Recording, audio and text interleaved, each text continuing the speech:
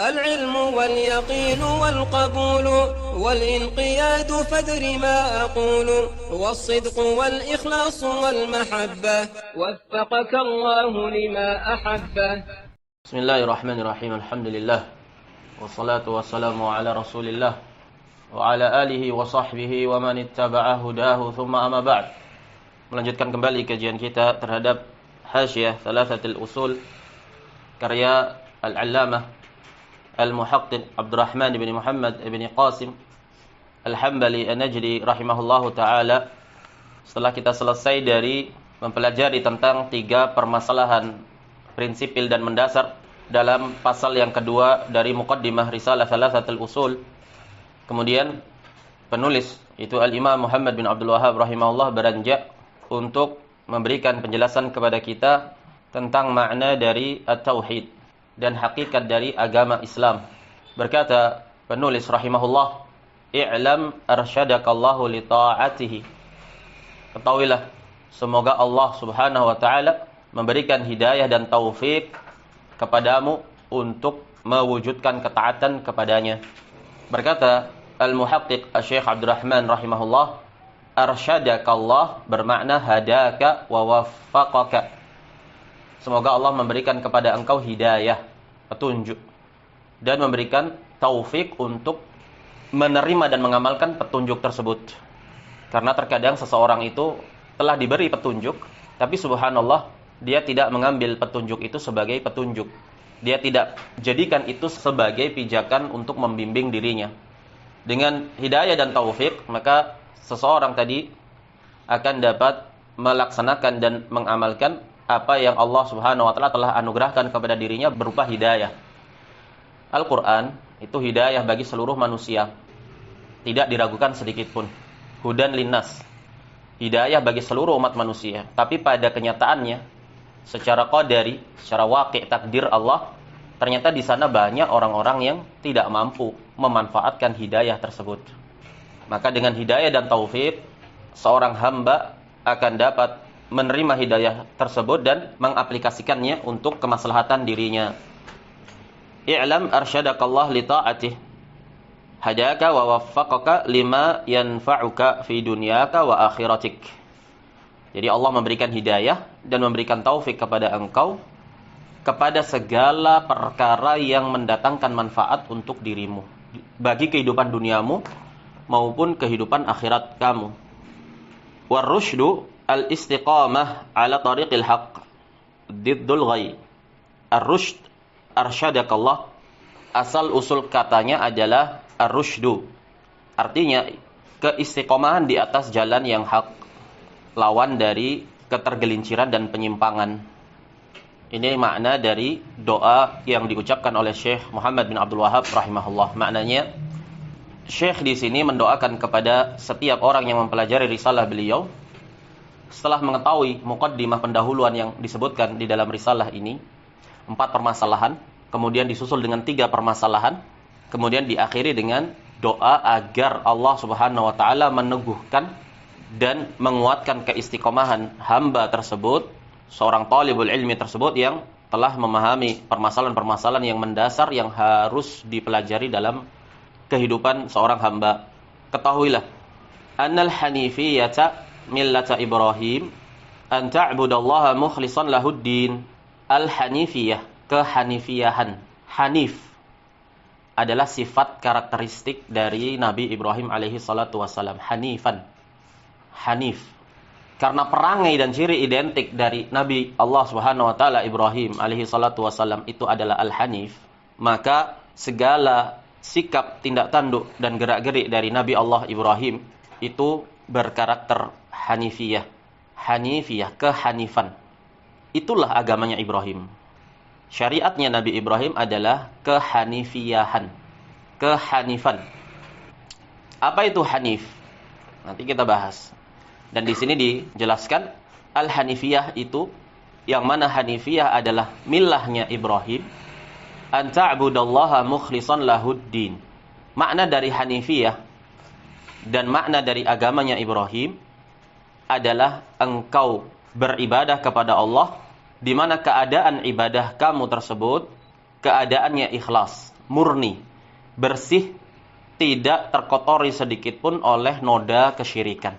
Kamu murnikan segala penghambaan diri kamu sebagai makhluk, kamu persembahkan hanya untuk Allah Subhanahu wa taala. An ta'budallaha mukhlishan lahuddin. Kamu ikhlaskan segala amalan ibadah kamu dan segala bentuk keagamaan dirimu kepada Allah Subhanahu wa taala. Inilah hanifiyah. At-tauhid. Hanifiyah itu adalah at-tauhid. Tauhid itu kamu tunggalkan Allah sebagai satu-satunya yang kamu ibadahi, yang kamu takuti, kamu harapkan, kamu berdoa kepadanya, kamu sholat untuknya, kamu puasa untuknya, kamu bertolabul ilmi untuknya. An ta'budallaha mukhlishan lahuddin. Dan ikhlas artinya adalah pemurnian dari segala noda kesyirikan, sedikit ataupun banyak. Ini makna dari ikhlas. Itu artinya orang yang memurnikan ibadahnya, penghambaan dirinya hanya untuk Allah dinamakan dengan mukhlis. Artinya orang yang ikhlas, orang yang tidak sedikit pun mempersekutukan Allah Subhanahu wa taala dalam hak ibadah. Sehingga orang yang terjatuh dalam kesyirikan, yang mempersekutukan Allah, dia berdoa meminta kepada selain Allah, misalkan, maka dia bukan orang yang mukhlis. Karena ikhlas sendiri artinya murni, bersih. Wa bidzalika, dan dengan yang demikian itu, dengan pemurnian ibadah hanya untuk Allah, dengan kamu hanya menghambakan diri hanya kepada Allah, bukan kepada makhluknya, dengan yang demikian itulah bidzalika amarallahu jami'an nas. Allah memerintahkan seluruh umat manusia tanpa terkecuali. Seluruh etnis, seluruh bangsa, seluruh suku, seluruh jenis. Allah perintahkan semua umat manusia tanpa terkecuali untuk mewujudkan itu tadi. Pemurnian hak ibadah hanya untuk Allah. Mengesahkan Allah dalam hak ibadah. Wa khalaqahum laha. Dan bidzalika, dengan keikhlasan kepada Allah itulah Allah menciptakan mereka manusia. Laha, ay untuk ibadah. Untuk dalam rangka agar manusia itu menunggalkan Allah dalam ibadah. Menjadikan Allah sebagai satu-satunya Rabb semesta alam yang berhak sebagai zat satu-satunya yang diibadahi. Inilah konsep agamanya Ibrahim, agama tauhid, agama Islam. Islam itu adalah tauhid. Tidak ada Islam tanpa tauhid. Siapa yang terjatuh ke dalam kesyirikan, maka dia bukan ahli tauhid. Kalau bukan ahli tauhid, maka dia bukan ahli Islam. Karena sederhana saja, Islam itu apa? Islam itu tauhid. Kama qala ta'ala, sebagaimana Allah Subhanahu wa taala berfirman di surat Adz-Dzariyat, "Wa ma khalaqtul jinna wal insa illa liya'budun." Aku tidak ciptakan jin dan manusia kecuali dalam rangka untuk beribadah kepadaku, menunggalkan, mengesahkan aku, katanya Allah Subhanahu wa taala, dalam hak ibadah. Syekh Abdurrahman Ibn Qasim rahimahullah berkata, al-hanifiyah tariqatu wa syari'atul khalili Ibrahim. Al-hanifiyah, kehanifahan, itu adalah jalan dan syariatnya Khalilullah Ibrahim alaihi salatu wassalam. Dan beliau adalah uswatun hasanah, panutan yang baik. Nabi Ibrahim alaihi salatu wassalam itu panutan terbaik. Kenapa begitu? Karena Nabi kita sendiri Muhammad sallallahu alaihi wasallam itu diperintah oleh Allah untuk mengikuti seluruh ajarannya dan metodenya Nabi Ibrahim alaihi salatu wassalam yang hanif itu. Wa jami'ul anbiya alaihimussalam, kehanifahan juga metode dan jalannya seluruh para nabi. Seluruh para nabi itu agamanya agama hanif, agama tauhid, agama Islam. Bermakna dakwah dan seruan untuk menunggalkan Allah dalam hak ibadah dan menafikan segala jenis kesyirikan. Inilah ajarannya semua nabi, hanif. Hanifiyah. Hiya, al-hanifiyah itu ma qarraraha bihil musannif. Jadi ringkasnya al-hanifiyah, makna dari hanifiyah, agama yang hanif, apa yang telah disebutkan oleh penulis Syekh Muhammad bin Abdul Wahhab, an ta'budallaha mukhlishan lahuddin. Engkau beribadah kepada Allah. Seperti apa bentuk dan keadaan ibadah itu? Dalam keadaan mukhlishan lahuddin. Kamu ibadahi Allah dan kamu bersihkan ibadah kamu tersebut dari segala noda kesyirikan. Fahadhihi hiya haqiqatu millati Ibrahim. Inilah hakikat agamanya Ibrahim. Apa hakikat agamanya Ibrahim? Ibadatullahi, peribadatan kepada Allah. Itsbat, menetapkan bahwa Allah itu adalah zat yang diibadahi. Allah adalah zat yang diibadahi. Allah adalah zat yang disembah. Apakah cukup begitu? Tidak. Agamanya Ibrahim tidak cukup di situ. Dia menetapkan keberhakan Allah untuk disembah, disertai dengan menafikan segala bentuk adanya serikat dan hak ibadah kepada selain Allah. Hak ibadah dari selain Allah. Bil ikhlas. Makanya dikatakan haqiqatu millati Ibrahim ibadatullahi, ibadah kepada Allah yang bagaimana? Karena orang-orang musyrik juga beribadah kepada Allah. Yang membedakan ibadahnya orang-orang musyrik dan ahli tauhid ada di rukun yang berikutnya, yaitu penafian. Bil ikhlas, ibadahnya itu dengan memurnikannya dari segala kesyirikan. Adanya serikat bagi Allah dalam hak ibadah. Ibadatullah itsbat. Bil ikhlas menunjukkan penafian terhadap segala kesyirikan. Wal ikhlasu hubbullahi wa iradatu wajhihi. Ikhlas itu apa? Ikhlas itu didefinisikan oleh Syekh Abdurrahman di sini, rasa cinta kepada Allah disertai dengan kehendak untuk mengharapkan pahala dari Allah Subhanahu wa taala, mengharapkan wajah Allah. Inilah ikhlas. Kenapa seseorang beribadah? Kenapa kamu sholat? Kenapa kamu berpuasa? Kenapa kamu melakukan ibadah? Kenapa kamu berislam? Kenapa kamu berdoa hanya kepada Allah? Karena dia cinta Allah Subhanahu wa taala dan mengharapkan dengan itu wajah Allah, pahala darinya. Inilah definisi ikhlas. Bermakna dia tidak mengharapkan kecuali dari Allah. Tidak ada dalam hati kecilnya itu harapan menoleh sedikit pun mengharapkan nilai-nilai duniawi dari makhluk. Apa itu nilai-nilai duniawi? Mau pujian kah? Mau uang kah? Mau hadiah kah? Kedudukan kah? Pangkat kah? Kehormatan di hadapan manusia kah? Tidak sedikit pun dia menoleh pada yang demikian. Kenapa? Karena semua rasa cinta dia dan harapan dia itu dipersembahkan kepada Allah. Wa ibadatullahi bil ikhlas wa tarku ibadati ma siwah. Dan beribadah kepada Allah dengan memurnikannya dari kesyirikan dengan ikhlas, meninggalkan peribadatan kepada selain Allah, yang demikian itulah Hanifiyah, agamanya Ibrahim. Telah disebutkan oleh Allah Subhanahu wa taala di surat An-Nahl ayat 123. Tsumma auhayna ilaika. Allah katakan, "Tsumma auhayna ilaika wahai Muhammad."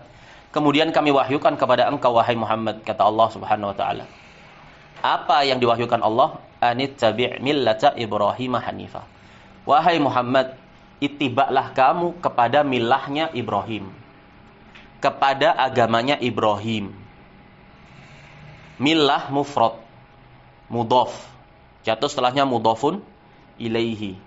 Kalau ada kalimah diidhofahkan, mufrad diidhofahkan, berarti dia umum. Semua ajaran, syariat, metode, sikap, prinsip Nabi Ibrahim, ambil dan ikuti. Ini perintah dari Allah. Perintah kepada siapa? Nabinya Muhammad sallallahu alaihi wasallam. Tsumma auhayna ilaika wahai Muhammad, kami wahyukan kepada engkau. Apa yang diwahyukan? Anittabi' millata Ibrahim hanifa. Ya Muhammad, ittiba'lah engkau kepada agamanya Ibrahim, di mana Ibrahim itu karakteristiknya hanifan. Ibrahim itu hanif orangnya.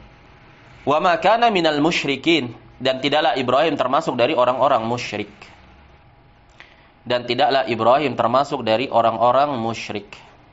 Wa fi qawlihi Inna Ibrahim kana ummatan qanitan lillah hanifan wa lam yaku minal musyrikin. Allah jelaskan bagaimana karakteristik Ibrahim alaihi salatu wasalam.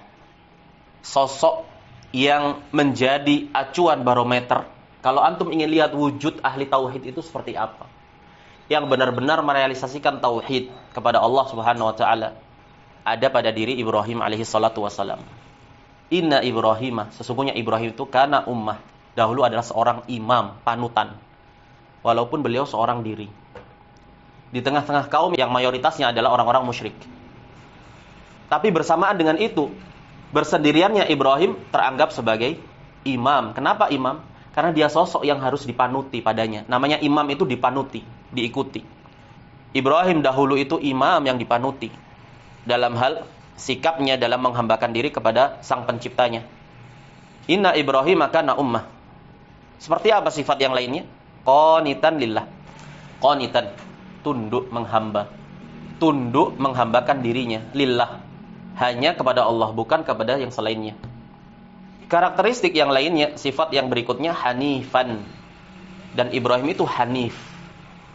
Sifat yang keempat Allah puji, walam yaku minal musyrikin. Dan tidaklah Ibrahim sedikit pun termasuk dari orang-orang musyrik.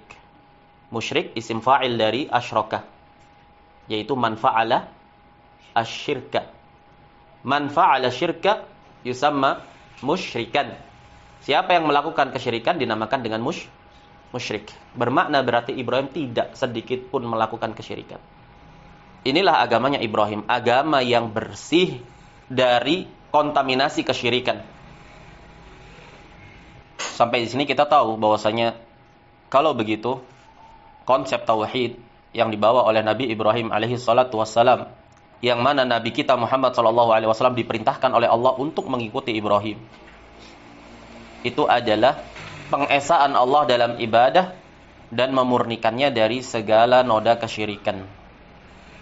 Siapa yang menolak konsep ini, maka dia adalah orang-orang yang safah, yang dungu. Allah katakan, "Wa may yarghabu am millati Ibrahim illa man safiha nafsah." Allah sebutkan di surat Al-Baqarah, "Wa may yarghabu am millati Ibrahim illa man safiha nafsah." Siapa saja yang benci terhadap milahnya Ibrahim. Apa milahnya Ibrahim tadi? At-tauhid, penunggalan, peribadatan hanya untuk Allah dan membersihkannya dari segala noda kesyirikan. Ini loh milahnya Ibrahim. Siapa yang benci dengan konsep ini, maka dia adalah orang-orang yang safah, yang dungu. Maka siapa saja yang tidak terima orang-orang yang melakukan kesyirikan dikatakan sebagai orang-orang musyrik, maka mereka itu adalah orang-orang yang safah, orang-orang yang menyelisihi konsep milahnya Ibrahim alaihi salatu wassalam. Wa makana minal musyrikin.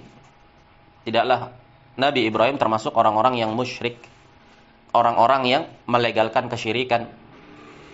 Wal hanifu mushtaqun minal hanaf wa huwa al-mail. Al-hanif secara bahasa diambil dari al-hanaf. Apa itu artinya? Al-mailu, kecondongan.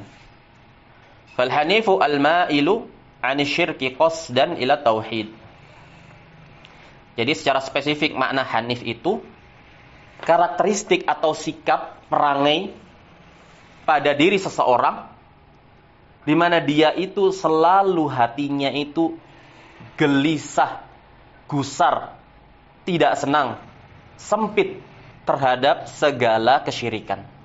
Sedikit saja perkara itu terkandung padanya unsur kesyirikan atau menjadi suatu wasilah yang menghantarkan kepada kesyirikan, hatinya serta-merta berontak, berpaling kepada tauhid. Ini makna dari hanif secara spesifik. Tapi secara umum, orang yang karakteristiknya hanif itu adalah orang yang fitrahnya itu condong untuk menjauh dari kejelekan.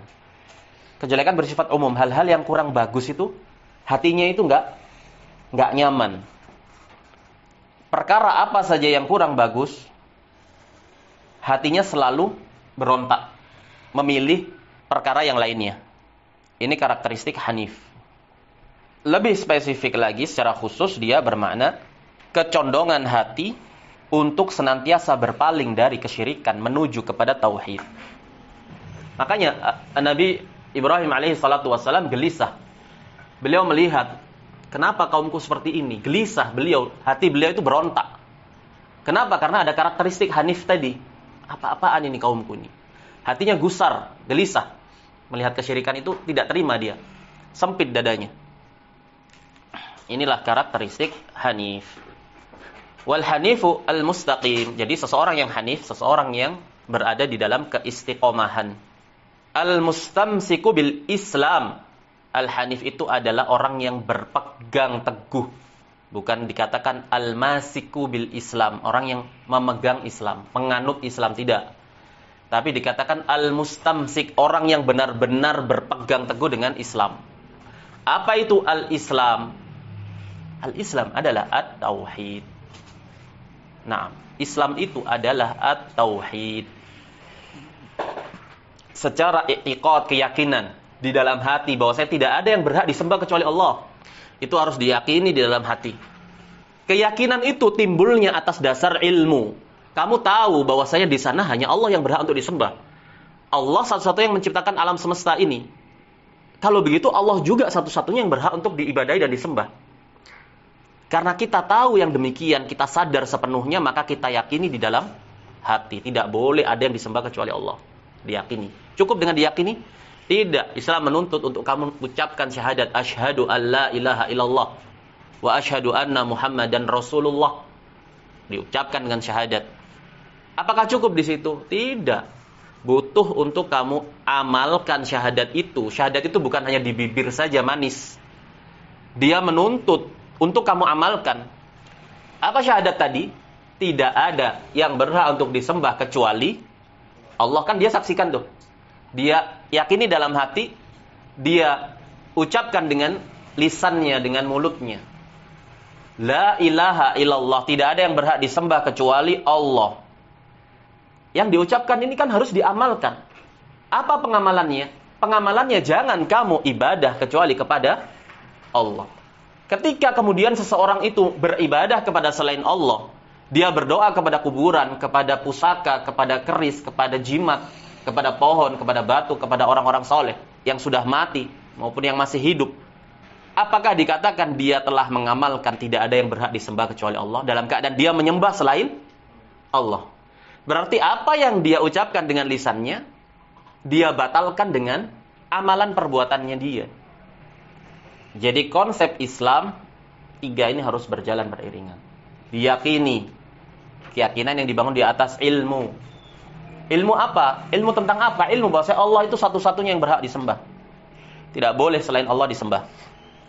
Diikrarkan dalam syahadat. Ya amalkan kemudian. Jadi kalau antum dapati ada orang yang menyembah selain Allah, melakukan kesyirikan, berarti dia telah membatalkan apa yang dia ucapkan. Tidak ada yang disembah kecuali Allah, tapi amalan prakteknya dia menyembah selain Allah Subhanahu wa taala. Berarti dia tidak mengamalkan at-tauhid. Siapa saja yang tidak mengamalkan tauhid, maka dia bukan ahli tauhid. Kalau bukan ahli tauhid, maka dia musyrik.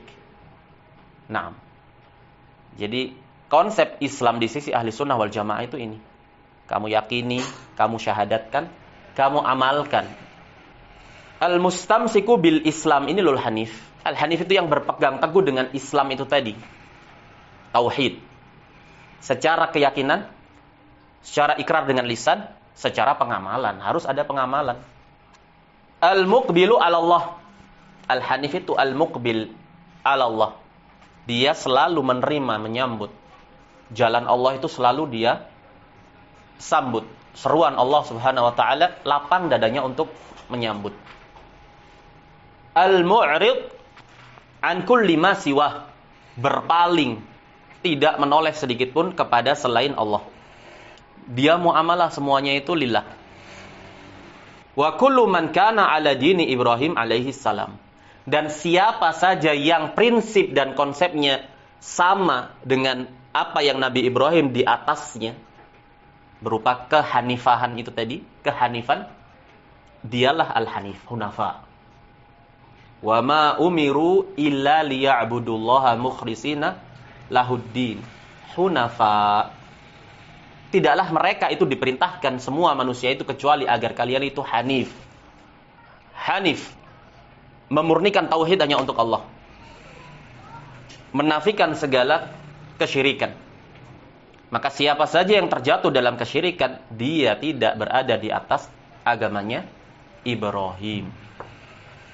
Siapa saja yang terjatuh dalam kesyirikan, dia tidak di atas agamanya Ibrahim. Wa khalaqahum laha, dan Allah menciptakan manusia semuanya itu untuk tauhid tadi. Ai wa bil ikhlasi fi jami'i ma ta'abbadana Allahu bih. Alladhi huwa millatu Ibrahim. Yang mana Allah menciptakan kita untuk apa? Untuk melakukan pemurnian, pembersihan terhadap seluruh apa yang Allah tetapkan kepada kita berupa ibadah. Kan kita diciptakan untuk menghamba. Kita diciptakan ke dunia ini untuk menghambakan diri kepada Allah, menjadi hambanya, tunduk, menyembah kepada Allah Subhanahu wa ta'ala. Untuk itulah kita diciptakan. Kalau begitu, kita diperintahkan untuk memurnikannya, memurnikan seluruh apa yang Allah telah tetapkan kepada kita sebagai hamba, berupa ibadah. Yang mana itulah millahnya Ibrahim, murni, memurnikan tauhid hanya untuk Allah, ibadah, mentauhidkan Allah. Amarallahu biha jami'an nas. Allah memerintahkan dengan ibadah itu tadi, menunggalkan Allah dalam ibadah, seluruh umat manusia, seluruh bangsa, seluruh etnis, seluruh suku. Wa khalaqalaha jami'ats tsaqalain al-jin wal ins. Dan Allah menciptakan seluruh bangsa manusia dan jin untuk menunggalkan Allah dalam hal ibadah. Sebagaimana dalam surat Adz-Dzariyat. Kama qala ta'ala wa ma khalaqtul jinna wal insa illa liya'budun. Ai ma awjada subhanahu wa ta'ala tsaqalain illa li hikmatin 'azimah. Dalam ayat itu di surat Adz-Dzariyat, Allah tidaklah menciptakan, mewujudkan manusia dan jin dari sesuatu yang sebelumnya tidak ada, kemudian menjadi ada. Itu untuk suatu hikmah yang besar, untuk suatu alasan yang besar. Wa hadhil hikmatul 'azimah hiya ibadatullah wahdahu la syarika lahu. Hikmah yang besar itu apa sih? Yaitu beribadah, menyembah kepada Allah satu-satunya, la syarika lahu. Tidak ada serikat satupun, sedikit pun, sekecil apapun bagi Allah dalam hak ibadah. Enggak boleh dibagikan walaupun sedikit kepada malaikatnya. Tidak boleh ibadah itu walaupun sedikit saja diberikan kepada Rasulnya, kepada malaikatnya, kepada makhluk ciptaannya. Tidak boleh. Jadi hikmah penciptaan perwujudan bangsa jin dan manusia ya untuk agar mereka menunggalkan, mengesahkan Allah dalam ibadah sebagai satu-satunya zat yang disembah. Wa tarku ibadati ma siwa, dan meninggalkan peribadatan kepada segala apa yang selain Allah. Tidak boleh kamu menghambakan diri kepada selain Allah. Walaupun itu orang tuamu, walaupun itu nabi, walaupun itu rasul. Wa afadat annal khalqa lam yukhlaqu abatha. Jadi ayat wa ma khalaqtul jinna wal insa memberikan faidah bahwasanya makhluk ini tidak diciptakan abatha, sia-sia. Kamu diciptakan menjadi bayi, kemudian menjadi anak-anak, kemudian menjadi remaja, dewasa, menikah, bermain-main, bersenang-senang, menangis, tertawa, tidur, makan, buang air, menikah, bekerja, kemudian mati. Selesai begitu saja, habis perkara? Tidak ada kesudahannya? Tidak mungkin. Naam. Allah ciptakan semua manusia yang ada itu bukan tanpa tujuan. Abatha walam yutraku, sudah diciptakan begitu saja, enggak diperintah, tidak dilarang, tafadhol, berbuat sesuka kalian. Mau bersenang-senang, terserah. Mau menyembah sapi, terserah. Kamu mau menyembah batu, tafadhol. Kamu mau bermaksiat, terserah. Bersukacita, bersenang-senang, mau makan apa saja yang kamu makan, terserah. Tidak. Bahkan Allah ciptakan dan Allah bebani dengan perintah dan larangan. Inilah ujian. Jadi ujian terbesar manusia sejatinya adalah menghadapi perintah dan larangan. Allah katakan, "Inna khalaqnal insana min nutfatin amsyaj." Kami ciptakan manusia dari mani yang terpancar. Apa tujuannya? Nabtali. Kami ingin menguji manusia itu. Dan hikmah Allah, keadilan Allah, rahmatnya Allah, Allah bekali untuk menghadapi ujian tadi dengan piranti penunjang. Faja'alnahu sami'an basira, kasih pendengaran, kasih penglihatan, dikasih akal. Berpikir kamu. Naam. Faja'alnahu sami'an basira. Setelah punya piranti penunjang alat itu, Allah katakan inna hadainahu sabila. Kami tunjukkan kalian ini manusia tadi jalan, ini loh jalan. Tafadhol, ini jalan yang baik, ini jalan yang jelek. Imma syakiran wa imma kafura, dua. Ada yang bersyukur dia mengambil jalan yang baik hidayah itu. Naam, ada yang memilih jalan kejelekan, kufur. Naam. Inilah hakikat penciptaan manusia, menghadapi ujian. Kita semua ini sedang menghadapi ujian. Ujian terbesar adalah menghadapi perintah dan larangan Allah Subhanahu wa taala. Jadi dari sini kita menjadi sadar bahwasanya wujud kita hari ini bernafas untuk suatu hikmah yang besar. Menghadapi ujian tadi. Hasilnya nanti di persidangan hari akhir. Kemudian dijelaskan di sini makna liya'budun. Wa ma khalaqtul jinna wal insa illa liya'budun. Wa makna ya'budun yuwahiduni. Makna dari ya'budun, agar manusia dan jin itu beribadah kepadaku. Maksudnya mentauhidkan aku, menunggalkan aku dalam ibadah. Tidak boleh memberikan ibadah kepada selainku. Begitu katanya Allah Subhanahu wa taala. Qala Ibnu Abbas, kullu mawdi'in fil Qur'an u'budullah fa ma'nahu wahidullah.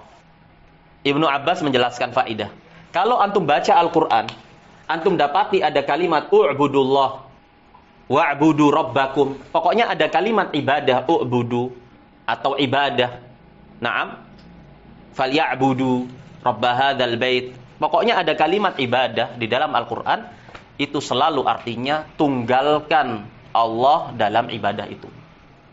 Dalam doamu, ketika kamu meminta hajatmu, tunggalkan Allah, minta hanya kepada Allah. Jangan sampai kamu sisipkan perantara-perantara yang kamu yakini dapat memperantarai hajatmu kepada Allah. Wali, orang soleh kah? Atau orang yang sudah mati kah? Nabi kah? Siapapun dia. Naam. Wa jaa aidha ibadatullahi tauhidullah. Dan datang juga penafsiran dari Ibnu Abbas, ibadah kepada Allah itu maksudnya adalah tauhidullah. Jadi yang dimaksudkan dengan ibadah yang dimaukan oleh Allah, bangsa jin dan manusia itu beribadah kepadanya, maksudnya bukan hanya sekedar beribadah begitu saja. Tapi jadikanlah ibadah kamu itu satu-satunya hanya kepada Allah. Makanya orang-orang musyrik Quraisy tidak dikatakan mereka beribadah kepada Allah. Padahal secara kenyataannya mereka beribadah kepada Allah. Jadi tidak ada alasan dan argumentasi nanti untuk mereka mengatakan, ya Allah kami juga beribadah kepada Engkau. Kami memakmurkan masjid. Kami menjaga Ka'bah. Kami sholat. Kami puasa, orang-orang musyrik. Naam. Yang menisbatkan kepada Islam. Tidak ada alasan. Karena yang dimaukan itu bukan hanya kamu ibadah, tidak. Tapi kamu murnikan ibadah itu hanya untuk Allah. Jadi ibadatullah itu tauhidullah. Makanya qul ya ayyuhal kafirun la a'budu ma ta'budun wala antum 'abiduna ma a'bud. Kalian tidak beribadah kepada apa yang aku ibadahi. Padahal orang-orang kafir Quraisy beribadah juga kepada Allah. Naam. Maka lil musyrikina ay ya'muru masajidallahi. Ayat itu menunjukkan bahwa orang-orang musyrik itu memakmurkan masjid Baitul Haram, Ka'bah. Tapi bersamaan dengan itu tidak teranggap oleh Allah. Memakmurkan masjid itu kan termasuk dari amalan ibadah yang besar. Tapi bersamaan dengan itu tidak Allah anggap itu sebagai tindak ibadah. Di akhir surat Al-Ankabut Allah kabarkan mereka beribadah, ikhlas. Fa idza raqibu fil fulki da'awullaha mukhlishina lahuddin. Orang musyrik itu kalau naik perahu dan perahunya dilanda ombak, panik mereka, da'awullah. Mereka berdoa kepada Allah, bukan kepada batu, kepada pohon, tidak. Berdoa kepada Allah. Sifat doanya Allah saksikan, mukhlishina lahuddin, ikhlas. Falamma najjahum ilal barri idahum yusyrikun. Tapi ketika mereka sampai kembali di daratan, mereka jadi musyrik lagi. Ayat ini menunjukkan bahwasanya orang-orang musyrik itu juga beribadah kepada Allah. Apakah dapat dikatakan bahwa mereka telah mewujudkan ibadah? Wa ma khalaqtul jinna wal insa illa liya'budun. Tidak. Kenapa? Karena ibadatullah itu tauhidullah. Kamu mau beribadah kepada Allah sebanyak apapun, tapi di satu waktu yang lain kamu melakukan kesyirikan dalam ibadahmu kepada selain Allah, maka kamu tidak teranggap beribadah kepada Allah. Karena yang dimaukan dengan ibadah itu tauhidullah. Makanya di dalam surat Al-Kafirun dikatakan wala antum abiduna ma a'bud. Kalian enggak beribadah kepada apa yang aku ibadahi. Kenapa? Karena kalian tidak mentauhidkan Allah dalam ibadah itu tadi. Nah, sehingga orang-orang yang melakukan kesyirikan tidak dilihat dari sudut pandang, oh dia kan beribadah juga kepada Allah. Tidak ditoleh sedikit pun ketika kesyirikan itu ada, karena tidak sama sekali teranggap. Loh, dia kan Islam, KTP-nya Islam. Naam. Dia menisbatkan kepada Islam, tidak teranggap sedikit pun. Karena yang dimaukan dengan Islam adalah tauhidullah. Begitu. Wal ibadatu fil lughati at-tadallul wal khudu'. Dan ibadah itu secara bahasa menghamba dan merendahkan diri.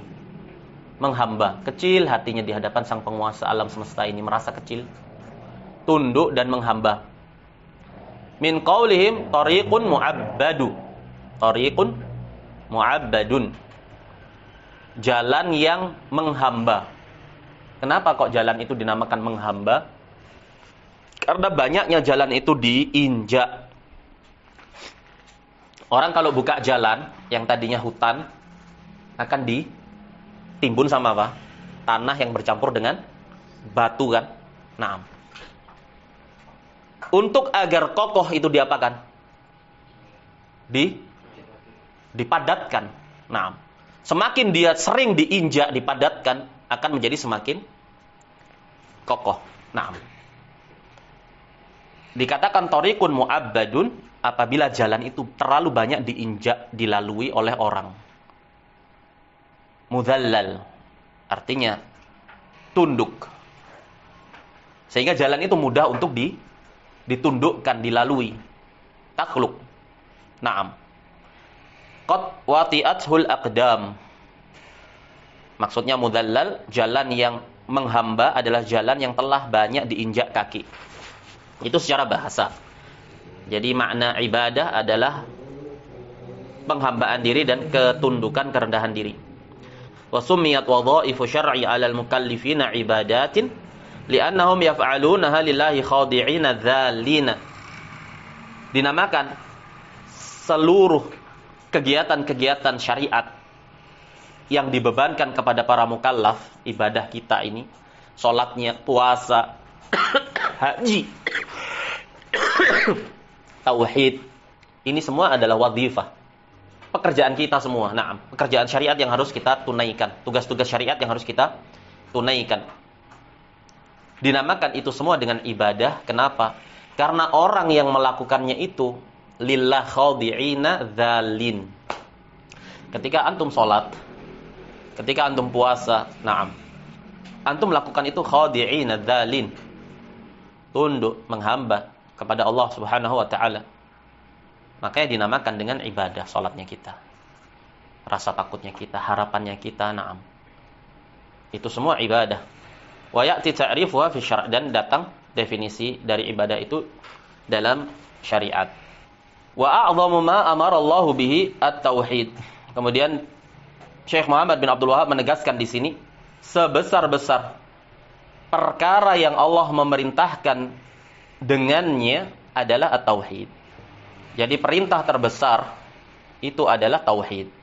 Jauh sebelum perintah salat, puasa, zakat. Naam. Dialah Rabb. Alladzi khalaq. Iqra bismi rabbikal ladzi khalaq. Rabbmu yang telah menciptakan kamu. Wa a'dhamu ma amarallahu bi at-tauhid. Sebesar-besar apa yang Allah perintahkan dengannya adalah at-tauhid. Apa definisi tauhid? Definisi tauhid wa huwa ifradullahi bil ibadah. Ifrad, afrada yufridu. Ifrad artinya apa? Penunggalan. Tunggal satu. Pengesaan Allah dalam hal apa? Dalam seluruh hak ibadah. Kamu esakan hanya untuk Allah. Ini loh definisi tauhid. Berarti siapa yang tidak menunggalkan Allah dalam hak ibadah, apakah dinamakan menunggalkan? Afroda yufridu mufrid. Orang yang menunggalkan Allah dalam ibadah dinamakan muwahhid. Orang yang mentauhidkan Allah, menunggalkan, mengesakan Allah dalam ibadah. Orang yang melakukan kesyirikan, apakah dinamakan sebagai orang yang menunggalkan Allah dalam hal ibadah? Jawabannya, tidak. Karena tunggal itu berbanding terbalik dengan serikat. Makanya orang musyrik, dia tidak menunggalkan Allah dalam ibadah. Di mana menunggalkan Allah dalam ibadah itu adalah definisi dari tauhid. Berarti orang musyrik adalah orang yang tidak bertauhid. Sesuatu yang tidak bisa terbayangkan untuk dikatakan dia adalah muwahhid tapi musyrik. Dia ahli tauhid tapi melakukan kesyirikan. Secara akal saja sudah tidak bisa diterima. Nah, dia bertauhid tapi musyrik. Mustahil. Nah, kalau seseorang itu bertauhid, berarti dia telah mengifrad, menunggalkan Allah dalam ibadah. Kalau orang melakukan kesyirikan, berarti dia telah menduakan Allah dalam ibadah. Dinamakan dengan musyrik. Wa a'dhamu ma amarallahu bihi at-tauhid wa huwa ifradullahi bil ibadah. Makanya orang yang melakukan kesyirikan itu tidak boleh dinamakan dengan al-muwahhid. Kalau tidak dinamakan dengan al-muwahhid, dinamakan dengan apa? Al-musyrik. Nah, maka yang menamakan, menganggap orang yang melakukan kesyirikan sebagai muslim, ini adalah kejahatan yang besar. Menyamakan antara orang muslim yang menunggalkan Allah dalam hal ibadah dengan orang yang menduakan Allah dalam hal ibadah. Wa a'dhamu ma naha anhu asyirku. Dan perkara yang paling besar yang Allah larang kita darinya adalah kesyirikan. Apa itu kesyirikan? Definisinya wa huwa da'watu ghairihi ma'ahu. Kesyirikan itu adalah berdoa kepada selain Allah bersamaan dengan juga berdoa kepada Allah. Dia beribadah kepada Allah, dia sembah Allah. Tapi di sisi lain dia juga menyembah kepada selain Allah. Inilah kesyirikan. Kalau begitu orang yang beribadah, berdoa, meminta hajatnya kepada selain Allah, meskipun dia juga mengimani Allah sebagai zat yang diibadahi, maka dia telah melakukan tindak kesyirikan. Dan syirik itu adalah lawan dari tauhid. Nah, kita harus paham dulu bahwa Islam itu tauhid. Dan tauhid itu bertolak belakang dengan kesyirikan. Konsep yang sangat dasar dan sederhana. Bisa dipahami dengan mudah. Materi yang paling mudah untuk dipahami di dalam Islam adalah materi tauhid. Semua isi Al-Quran yang paling mudah untuk dipahami adalah tauhid. Karena itu yang paling besar diperintahkan oleh Allah Subhanahu wa taala. Dan larangan terbesar adalah kesyirikan.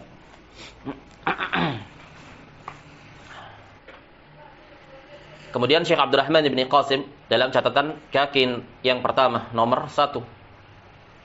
At-tauhid wa huwa a'dhamu fariidatin. Tauhid adalah sebesar-besar perkara yang fardu.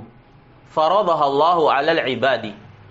Yang Allah fardukan kepada seluruh hamba-hambanya. Ilman wa amalan. Perhatikan konsep tauhid, perhatikan. Allah fardukan kepada hamba-hambanya yang paling besar dan terpuncak adalah tauhid. secara ilman dan amalan. Secara pengetahuan dan pengamalan. Kalau begitu, mengilmui, memahami tentang tauhid ini perkara yang paling wajib. Tidak boleh seorang pun untuk bodoh jahil darinya. Ilman. Kamu dituntut untuk mengetahui, mengilmui. Nah, tentang apa? Tentang bahwasanya Allah saja yang berhak untuk disembah. Jangan menyembah selain Allah. Sudah. Sederhana. Allah saja yang berhak untuk disembah. Dimintai hajat. Dimintai doa. Naam. Jangan meminta kepada selain Allah subhanahu wa ta'ala. Ini harus kamu ilmui. Sehingga keilmuan itu membuahkan keyakinan di dalam hatimu. Oh, saya kamu yakin. Gak ada yang boleh kita sembah kecuali Allah. Yakin. Naam. Berarti yakin dulu atau tahu dulu? Harus tahu dulu. Untuk meyakini sesuatu, harus didahului oleh pengetahuan terhadap sesuatu tersebut. Naam. Dalam perkara apapun itu. Tidak bisa kamu meyakini sesuatu kecuali kamu mengetahui tentang sesuatu tersebut. Makanya Syekh Muhammad bin Abdul Wahab berdalil di awal risalah dengan surat Al-Asr. Illal ladina amanu, kecuali orang yang beriman. Berdalil tentang permasalahan al-ilmu. Ma'rifatullah wa ma'rifatu nabihi wa ma'rifatu dinil Islam bil adillah. Beliau berdalil dengan ayat ini. Illal ladina aman, kecuali orang-orang yang beriman. Maksudnya apa? Orang-orang yang beriman itu tidak mungkin dia telah beriman kecuali telah mendahuluinya ilmu. Dia tahu daruratnya, kepastiannya untuk menyembah Allah satu-satunya. Maka dia imani itu di dalam hatinya. Kalau begitu, tidak ada keyakinan kecuali pasti dibangun di atas ilmu. Tidak ada suatu keyakinan kecuali harus dibangun di atas ilmu. Antum nggak tahu apa-apa, menebak-nebak. Bisa antum yakin? Orang antum nggak tahu kok ilmunya, naam. Antum nebak-nebak. Nggak bisa. Tapi ketika antum tahu ilmunya, antum bisa membangun keyakinan itu. Yakin saya, loh kok bisa? Karena saya tahu begini. Berarti syarat tegaknya tauhid dan keislaman yang pertama adalah i'tiqad, keyakinan di dalam hati bahwa Allah adalah satu-satunya yang berhak untuk disembah. Itu tidak bisa terwujud kecuali didasari dengan pengetahuan bahwa memang Allah lah satu-satunya yang berhak untuk disembah, sehingga kamu yakin Allah lah yang berhak untuk disembah satu-satunya. Ketidakadaan ilmu dalam hal ini berarti sudah pasti bagaimana dia bisa meyakini bahwa Allah sebagai satu-satunya yang berhak untuk disembah. Kalau begitu, kejahilan dalam permasalahan tauhid ini menggugurkan keyakinan terhadap tauhid. Jelas? Kamu bagaimana bisa meyakini bahwa Allah itu yang berhak untuk ditauhidi? Orang kamu nggak tahu. Makanya mereka mengatakan jahil. Pelaku kesyirikan yang berbuat kesyirikan, mereka tetap muslim karena mereka jahil, tidak berilmu. Bagaimana bisa mereka tidak berilmu? Kalau mereka tidak berilmu, berarti mereka tidak memiliki keyakinan bahwa Allah adalah satu-satunya zat yang berhak untuk disembah. Wa amalan, dan juga pengamalan. Terhadap apa pengamalan ini? Tauhidnya kamu tadi la ilaha illallah butuh pengamalan, antum amalkan. Bagaimana mengamalkannya? Mengamalkannya ya jangan kamu beribadah kepada selain Allah. Ibadah hati maupun ibadah zahir, amalan anggota badan. Naam. Ketika kamu sujud, sujudlah hanya kepada Allah, jangan sujud kepada selain Allah. Ini kan amalan zahir. Ketika antum mempersembahkan sesembahan, pengagungan kepada Allah. Naam. Antum lakukan hanya untuk Allah Subhanahu wa taala, demi Allah Subhanahu wa taala. Pengamalan. Jadi konsep tauhid dan Islam harus secara ilmu, pengilmuan terhadapnya dan pengamalan terhadapnya. Diamalkan tauhid itu. Orang yang melakukan kesyirikan berarti tidak mengamalkan at-tauhid. Mengamalkan tauhid atau tidak? Tidak. Tapi bersama dengan itu, syubhat di masa ini di kalangan orang-orang Murji'ah, orang yang tidak mengamalkan tauhid tetap teranggap sebagai orang yang bertauhid. Kenapa? Karena dia jahil, tidak berilmu. Loh, Kalau dia tidak berilmu, berarti dia lebih-lebih lagi tidak yakin terhadap tauhid. Kalau begitu apa itu Islam? Islam itu syahadat la ilaha illallah, selesai. Kamu tulis di KTP-mu agama Islam. Selesai sampai di situ. Kamu tidak yakin, tidak masalah. Kamu tidak mengamalkan juga tidak masalah. Kamu tetap muslim. Ini di sisi mereka kaum Murji'ah. Nah, padahal yang dimaukan dengan tauhid yaitu ilman wa amalan. Harus. Orang yang melakukan kesyirikan dia tidak mengamalkan tauhid. Kalau dikatakan dia tidak berilmu, loh berarti kalau begitu dia tidak yakin di atas tauhid, lebih parah lagi. Nah, wa li ajlihi ursilat ar-rusul wa unzilat al-kutub. Li ajlihi, dikarenakan tauhid inilah Allah mengutus para rasul. Allah angkat rasulnya mendakwahkan, diperintahkan untuk mendakwahkan. Ani'budullaha wajtanibut taghut. Seru semua kaummu. Ya qaumi ibudullaha ma lakum min ilahin ghairuh. Wahai kaumku, ibadahilah Allah saja. Tidak ada sesembahan yang berhak diibadahi selain Dia. Semua nabi mengatakan seperti itu. Wa unzilat al-kutub. Kenapa Allah turunkan Al-Qur'an? Dalam rangka untuk menegaskan ini loh, tidak boleh kalian beribadah kecuali hanya kepada Allah. Wa bihi, dan dengan tauhid itu tukaffaru dzunub. Dengan tauhid Allah hapus dosa-dosa. Naam. Wa tustaujabul jannah wa yunja minan nar. Dengan tauhid itu seseorang berhak untuk mendapatkan surga dan juga selamat dari neraka. Inilah hakikat dari tauhid. Diyakini, keyakinan yang dibangun di atas ilmu. Karena tidak ada keyakinan tanpa ilmu. Maka orang-orang yang jahil terhadap tauhid, sudah barang tentu dia tidak yakin terhadap tauhid, keberhakan Allah untuk ditunggalkan dalam ibadah. Naam, mengikrarkannya dengan lisan syahadat dan mengamalkannya amalan. Makanya kenapa mereka dikatakan Murji'ah, yang menetapkan keislaman pelaku kesyirikan? Karena mereka menetapkan keislaman pelaku kesyirikan tanpa amalan. Masalah inti dari pemikiran Murji'ah itu kan mengeluarkan amalan dari hakikat Islam, iman. Mereka mengatakan orang yang melakukan kesyirikan, kalau dia status agamanya, sosialnya tertulis Islam, ya dia muslim, nggak boleh dikafirkan. Naam. Kenapa? Karena dia telah mengaku sebagai penganut Islam, meskipun dia tidak mengamalkan Islam. Makanya mereka dikatakan Murji'ah, karena mereka memutuskan, mereka menghukumi keislaman pelaku kesyirikan tanpa amalan terhadap syahadat. Karena orang yang melakukan kesyirikan, mereka tidak mengamalkan syahadat. Orang syahadat itu artinya la ilaha illallah, la ma'buda bihaqqin illallah. Kalau orang nyembah ke kuburan, ya berarti dia tidak mengamalkan konsekuensi dari tidak ada yang berhak disembah kecuali Allah, karena dia telah menyembah selain Allah. Kalau begitu dia tidak beramal terhadap tauhid dan syahadat. Nah, tidak mengamalkan tauhid, ya tidak sah tauhidnya. Berbeda dengan Murji'ah. Murji'ah tidak menganggap amalan sebagai suatu inti dari tauhid itu sendiri. Cukup bagi mereka syahadat. Bahkan ketika tidak yakin pun, dikarenakan ketidakadaan ilmu atau jahil, tetap mereka katakan sebagai muslim.